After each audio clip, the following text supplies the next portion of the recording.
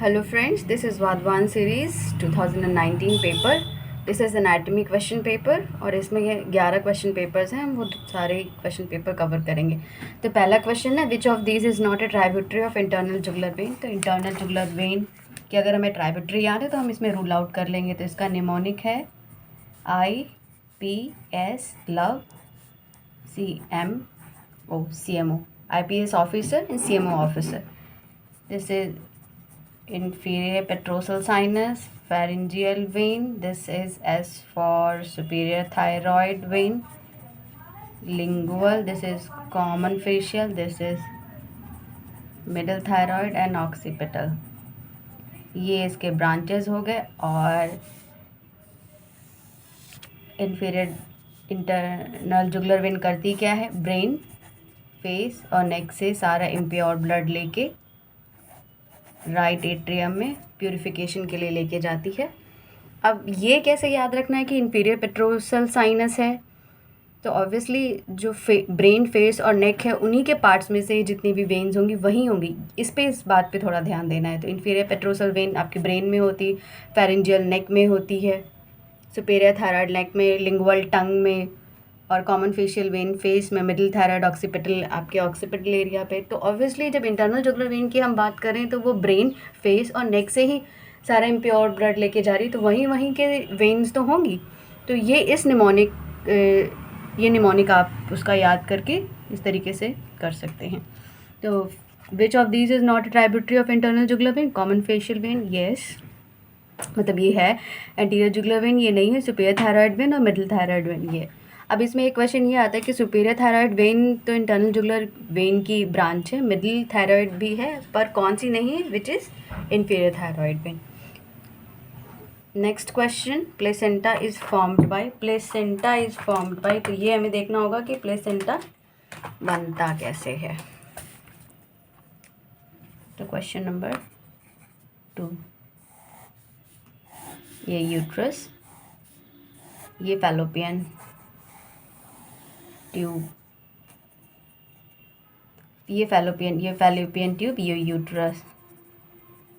ये fallopian tube का infundibulum part, this is isthmus. यहाँ से क्लीवेज स्टार्ट होते होते यहाँ पे एम्ब्रियो इम्प्लांट होता है यूट्रस में एम्ब्रियो इम्प्लांट होता है. किसके थ्रू, प्लेसेंटा के थ्रू. तो ये प्लेसेंटा बनता है. तो इसमें कुछ मैटरनल पार्ट होता है, दैट इज़, और कुछ इसका फीटल पार्ट होता है. इन दोनों की हेल्प से प्लेसेंटा बनता है जो कि यूट्रस से अटैच होता है और यहीं पे एम्ब्रियो इम्प्लांट होता है डेवलपमेंट के लिए. ये होती है, इससे पहले की स्टेज होती है मोरुला, और इसमें 16 सेल होती हैं. ये भी एक क्वेश्चन पूछा गया है. तो decidua basalis is maternal part and fetal part होता है कोरियन फ्रॉन्डोसम. अब ये चीज़ रटनी नहीं पड़ेगी, आई होप. तो placenta is formed by chorion frondosum and decidua basalis. ये पता चल गया कहाँ पे होता है. Cartilage of epiglottis. तो कार्टिलेज एक कनेक्टिव टिश्यू है और इसके सारे स्ट्रक्चर्स हम कैसे याद करेंगे. इन सारे क्वेश्चंस को इस तरीके से याद करने के लिए आपको 3 से 4 बार रिविजन करना पड़ेगा, तब अच्छे से याद रहेंगे. तो next question is cartilage of epiglottis. तो कार्टिलेज एक कनेक्टिव टिश्यू है. कार्टिलेज 3 तरीके की होती हैं. पहला होती है हाईलाइन, अब ई पे ख़त्म हो रहा है, देन इलास्टिन. फाइब्रस याद करना पड़ेगा, और जो कि आप बचपन से पढ़ रहे हैं, बचपन से in the sense first year से कैसे पढ़ रहे हैं अभी वही याद आ जाएगा. हाईलाइन में सबसे पहले क्या होता है, फीटल स्केलेटन. हाईलाइन कार्टिलेज का बना होता है. हमारी उत्पत्ति मतलब फीटस से ही हम डेवलप होते हैं, तो फीटल स्केलेटन. उसके बाद जोड़ों में, यानी कि साइनोवियल जॉइंट जहाँ जहाँ भी होते हैं, जैसे कि shoulder joint, hip joint, tarsals, metatarsal, कोनी, घुटना, ये सारे आपके साइनोवियल जॉइंट होते हैं. उसके बाद फेस पे आ जाते हैं, नोज़, देन ट्रैकिया की वॉल, नाक के बाद गले पे आए, ये क्वेश्चन पूछा गया है। और उसके बाद ट्रैकिया के बाद मुझे भी थोड़ा याद करना पड़ रहा है, और जबकि मैं इसे 4 से 5 बार पढ़ चुकी हूँ, तो इसमें आपको थोड़ा सा ध्यान देना पड़ेगा। Fetal skeleton, synovial, nose, trachea, trachea के बाद कॉस्टल कार्टिलेज। कॉस्टल कार्टिलेज क्या होती हैं? कॉस्टल कार्टिलेज ये स्टर्नम है, और जब रिब्स आके इससे अटैच होती हैं तो वो कॉस्टल कार्टिलेज के थ्रू अटैच होती हैं। उसके बाद आती है लार्ज ब्रोंकाई। लार्ज ब्रोंकाई ये लंग है, लंग का स्ट्रक्चर है, लार्ज ब्रोंकाई, देन ब्रोंक्यूल्स, तो लार्ज ब्रोंकाई लंग। तो फीटल स्केलेटन, फिर घुटनों पे, फिर nose, tracheal wall, costal cartilage and large bronchi. I hope मैंने कोई भी चीज़ इसमें छोड़ी नहीं है। Let me check. हाँ, इसमें थोड़ा सा छूट गया है, तो मैं इसे फिर से बताती हूँ।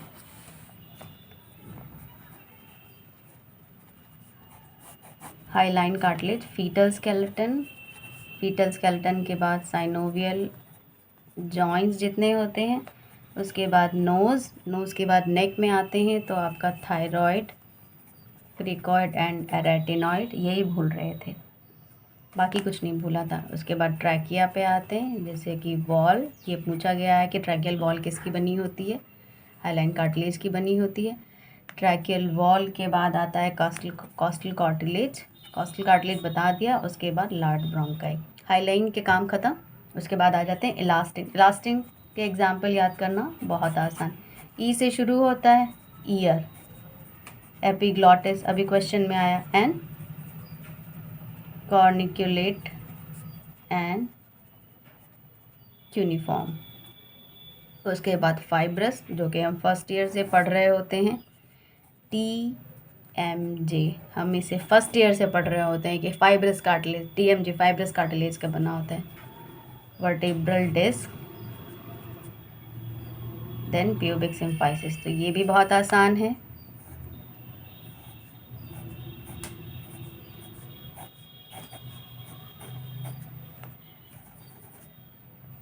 TMJ, vertebral disc and pubic symphysis. Upper part, middle part and lower part. That's it. So cartilage of epiglottis is elastin. Okay. Muscles of tongue are derived from, muscles of tongue derived होती हैं occipital somoid से। तो ये कैसे? जब development हो रहा होता है तो फेरिंजियल आर्चेज होती हैं, और इसी के ऊपर कुछ सोमाइट्स होते हैं, that is called occipital somites. और ये सिर्फ और सिर्फ मस्कुलर डेवलपमेंट देती, कोई भी बोनी डेवलपमेंट नहीं देती, मस्कुलर डेवलपमेंट देती, and tongue is a muscular. तो all intrinsic and extrinsic, all intrinsic and extrinsic muscles occipital somite से ही डेवलप होती हैं। तो ये भी समझ आ गया होगा, I hope. Which suture closes first in Clausen syndrome? तो Clausen syndrome, C for Clausen and C for coronal, इसमें तो कोई भी confusion नहीं है, लेकिन इससे रिलेटेड क्वेश्चन भी है थोड़े से, तो ये हम देख लेते हैं।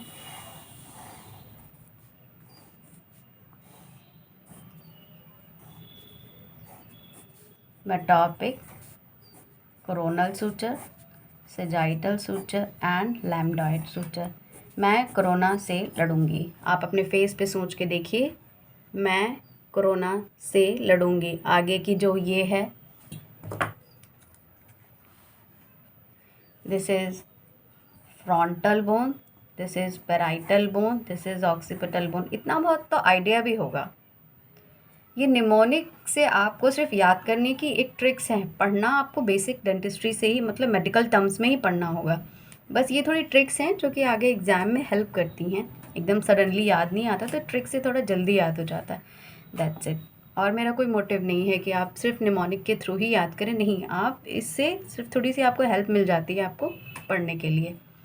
Frontal, parietal and occipital, this is metopic suture, this is coronal, this is sagittal and this is lambdoid, ये तो पता ही है। Anterior fontanelle and posterior fontanelle. तो क्राउज़न सिंड्रोम मतलब कि पहले ही सिनोस्टोसिस हो गई। सिनोस्टोसिस अगर एक तरफ हो गई, एक तरफ की कोरोनल सूचर में सिनोस्टोसिस हो गई, तो यानी कि ये यूनिलेटरल और ये बाइलेटरल। अगर दोनों तरफ होगा तो बाइलेटरल होगी। ऑब्वियसली इसमें जो आपका माथा है वो थोड़ा आगे निकल आएगा और जो फ्रंटल बोन है वो थोड़ी डिप्रेस सी नज़र आएगी। आप अपने फेस पे भी थोड़ा इमेजिन कर सकते हैं। इसमें एक चीज़ पूछी जाती है, हर्ली क्वीन साइन। ये जब पोस्टीरियर एंटीरियर पीए व्यू, जब पोस्टीरियर एंटीरियर व्यू हम स्केलेटन का देखते हैं, एक्सरे लेके पोस्टीरियर एंटीरियर व्यू में देखते हैं, तो ये हर्ली क्वीन साइन दिखता है। जिसमें क्या होता है, एथमॉइड बोन थोड़ी सी आगे की तरफ शार्पेंड दिखती है। तो ये हो गया मसल्स। फिफ्थ क्वेश्चन था, तो which suture closes first in the Crouzon syndrome? तो ऑब्वियसली कोरोनल सूचर, और इससे रिलेटेड एक क्वेश्चन है, हर्ली क्वीन साइन। नेक्स्ट है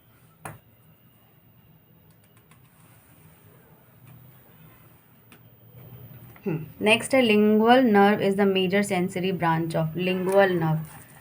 तो लिंगुअल नर्व मैंडिबुलर की ब्रांच है, ये तो याद रहेगा, पर ये एंटीरियर की है या पोस्टीरियर की है, बस पेज तो यहीं पे है। तो हम सिर्फ यहाँ पे मैंडिबुलर पढ़ रहे हैं, बाकी नहीं पढ़ रहे हैं, मतलब कि ऑप्थैल्मिक और मैक्सिलरी नहीं पढ़ रहे हैं। तो एक अब इसमें एक एंटीरियर हो गया, एक पोस्टीरियर डिवीजन हो गया। तो एंटीरियर डिवीजन में कुछ नहीं, इसमें साफ साफ खुद ही लिखा है MDBL, MDBL, masseter, deep temporal, buccal, which is long buccal also called, and lateral pterygoid। कोई कंफ्यूजन नहीं, L पे ख़त्म हुआ, LAI। लिंगुअल, जब हम नीचे के मैंडिबुलर दांत निकालते हैं पोस्टीरियर के, तो लिंगुअल ब्लॉक देते हैं। ऑरिकुलो टेम्पोरल, ये तो याद ही होगा, and inferior alveolar nerve block हम देते हैं। Very simple. अब ये और ये सेंसरी हैं, ये और ये मोटर हैं, इसलिए ये मिक्स्ड नर्व है। तो lingual nerve is a major sensory branch of lingual, नीचे वाले में आई थी, posterior division of mandibular nerve. Okay. Bell's palsy occur due to infranuclear lesion of trigeminal abducens. कोई कंफ्यूजन इसमें नहीं रहता, इसमें सिर्फ दो ही कंफ्यूजन रहते हैं कि ट्राइजेमिनल नर्व है या फेशियल नर्व है। तो बहुत आसान है, मुझे भी इसमें कंफ्यूजन रहता था कि ट्राइजेमिनल नर्व है या फेशियल नर्व है। तो कुछ नहीं, फेशियल नर्व है, B for Bell's, F for facial, B और एफ पास पास है। टी तो बहुत जा रहा है अल्फ़ाबेट में तो सीक्वेंस में टी तो बहुत पीछे जा रहा है, तो कोई कंफ्यूजन नहीं। Bell's palsy occur due to infranuclear lesion of facial nerve. Now 8th question, which muscle causes depression of the mandible?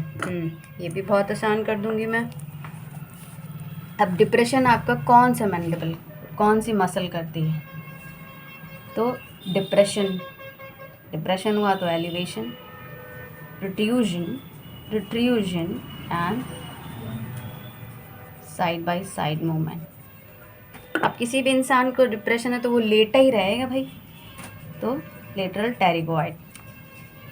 अब उठ गया तो मस्ती करने लगा,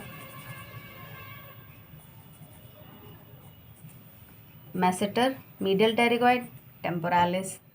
अब पी से तो खुद ही बता रहे हैं ये टेरिगोइड है, लेटरल और मीडियल दोनों ही हैं। आर से टेम्पोरालिस है, ठीक है। अब जबड़ा को थोड़ा मैंडिबल को थोड़ा प्रोट्रूड करिए और रिट्रूड करिए।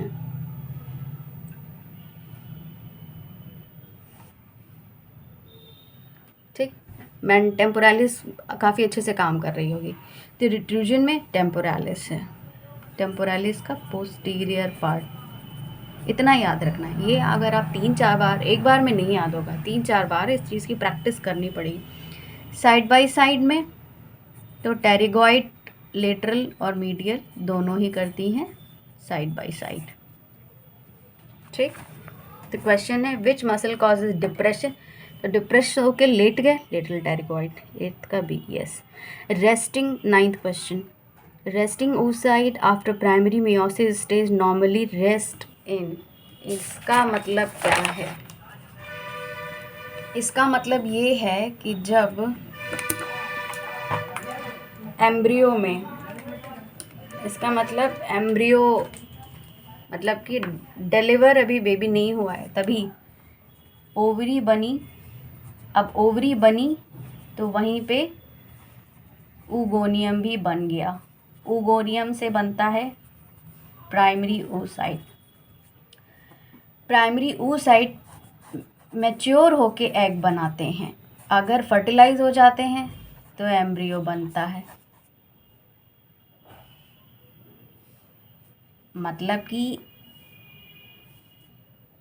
एग बनते, एग ये कब, अब प्राइमरी oocyte से एग, बच्चा डिलीवर हुआ और प्यूबर्टी पे आया, उसके बाद एग बनते हैं at LH surge, luteinizing LH, luteinizing hormone. ये कंडीशन एम्ब्रियो में हो रही है। ओवरी बनी एम्ब्रियो में, बच्चे की ओवरी बनी, oogoनियम बना, प्राइमरी oocyte भी बना, बच्चा डिलीवर हो गया, प्यूबर्टी आ गई, तब एग बना। हर मंथ बनता है। अगर फर्टिलाइज हो गया तो प्रेगनेंसी होएगी, अगर नहीं हुआ तो मेंस्ट्रुएशन। ठीक।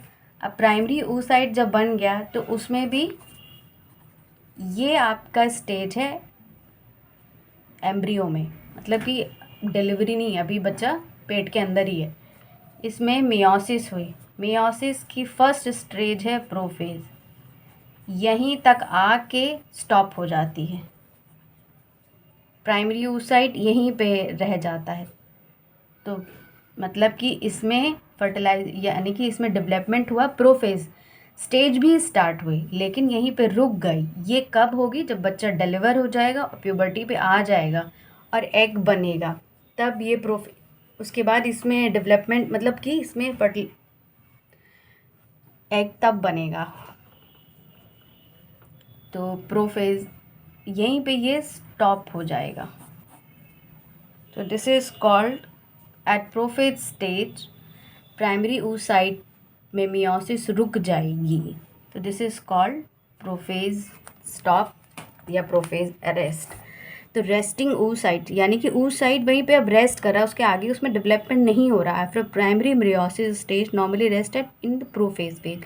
प्रोफेज फेज में रेस्टिंग oocyte रुक, मतलब oocyte वहीं पे रेस्ट करेगा, अब इसमें आगे एग नहीं बनेगा अभी। Next question. Ostium of maxillary sinus is usually found in ostium of primary ostium of maxillary sinus, ये है side of nose।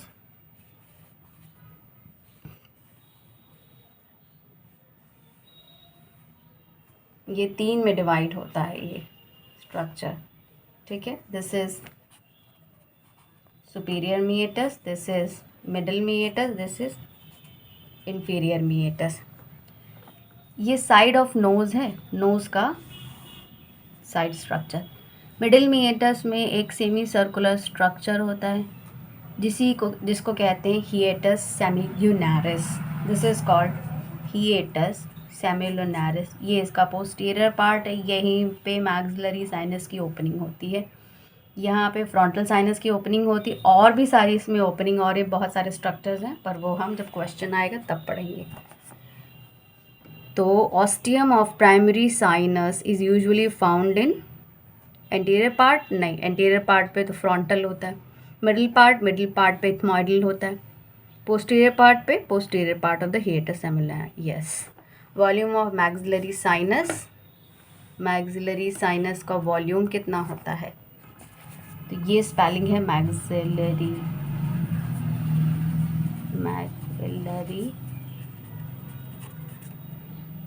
1 2 3 4 5 6 7 8 9 10 11 12 13, यानी कि 14 नंबर +1, 15 to 20 इज़ नॉर्मल, पर कई लोगों में थोड़ा सा बढ़ा भी रहता है, दैट इज़ 30 to 35 ml। तो 55, 100, 30, 70, obviously 30। So in this way, hope I helped you. Thank you.